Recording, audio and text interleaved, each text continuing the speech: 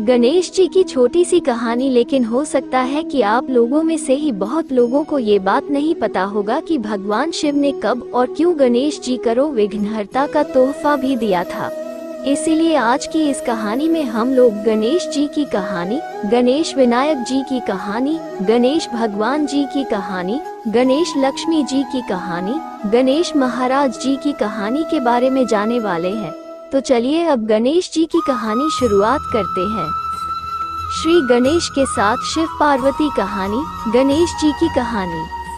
एक दिन की बात है, माता का वो घर में अकेली थी और उस वक्त घर में कोई नहीं था सिवाय गणेश के अलावा पूनम राम। लेकिन माता पार्वती जी को स्नान करने जाना था, इसलिए उन्होंने गणेश को बुलाया और कहा, मैं स्नान करने जा रही हूँ, बिना मेरी अनुमति के बिना तुम किसी को अंदर होने मत देना। ये सुनकर बाल गणेश ने कहा कि ठीक है माता, मैं आपकी मर्जी के बिना किसी को अंदर नहीं आने दूंगा। ऐसा कहकर बाल गणेश दरवाजे के पास जाने लगा। तेरी माता पार्वती ने बुलाकर कहा कि ऐसा नहीं चलेगा, तुम मुझे वचन दो कि कोई अंदर नहीं आ पाएगा। तभी बाल गणेश ने कहा कि ठीक है माँ, मैं वचन देता हूँ कि बिना आपकी मर्जी का किसी को भी अंदर आने की अनुमति नहीं दूंगा। कुछ देर होने के बाद भगवान शिव अपने घर आए थे, मतलब कि माता पार्वती के घर आए थे, क्योंकि बाल गणेश माता पार्वती और भगवान शिव के पुत्र थे। लेकिन इस बात की जानकारी भगवान शिव को भी नहीं थी। जैसे ही भगवान शिव घर के अंदर आने वाला ही था, तभी बीच रास्ते में भगवान शिव को गणेश जी ने रोक लिया था और गणेश जी ने भगवान शिव से कहा था कि मेरी माता का अनुमति है कि कोई अंदर ना जा पाए। ये सुनकर भगवान शिव ने पूछा कि ऐसी क्या बात है जो तुम मुझे मेरे घर में अंदर जाने से रोक रहे हो। तभी गणेश जी ने कहा है कि मेरी माता स्नान करने गई है और मुझे वचन देकर गई है कि मैं किसी को अंदर आने ना दूं।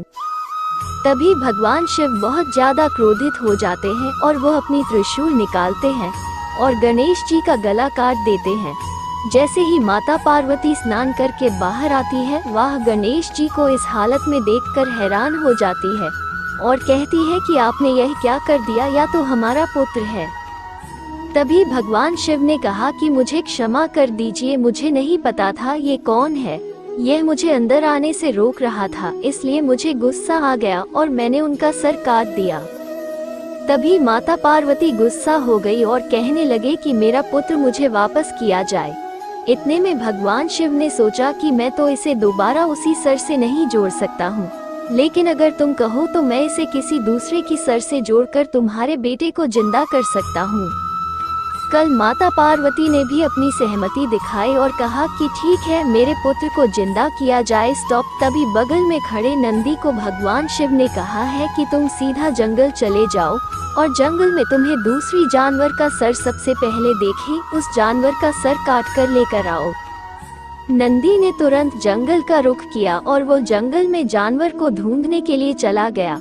जंगल में जाते जाते नंदी को सबसे पहले हाथी दिखा। उन्होंने हाथी का सिर काटकर अपने साथ ले आया। गणेश जी की छोटी सी कहानी। तभी भगवान से अपने साथी के सर को गणेश के सर पर जोड़कर उसे जिंदा कर दिया। ये देखकर माता पार्वती ने कहा है कि मेरा बेटा कैसा लग रहा है। सभी लोग मेरे बेटे को देखकर हंसेंगे और इसे डरेंगे। तभी भगवान शिव ने कहा है कि तुम व्यर्थ ही चिंता कर रही हो, मैं इसे जिंदा ही नहीं करूंगा बल्कि जिंदा करके पूरी तरह से वरदान भी दूंगा कि उनकी आने वाली सभी लोग किसी भी शुभ कार्य को करने से पहले भगवान श्री गणेश को याद करना अनिवार्य हो जाएगा। तब से लेकर आज तक किसी भी शुभ कार्य करने से पहले भगवान श्री गणेश जी को स्मरण किया जाता है। किसी भी शुभ कार्य करने से पहले, चाहे शादी हो या किसी भी प्रकार की कोई नई चीज का उपयोग करने से पहले, भगवान श्री गणेश जी का पूजा करना अनिवार्य माना जाता है। इसके पूजा के बिना किसी भी चीज की उद्घाटन करना या कोई नया कार्य करना अशुभ माना जाता है।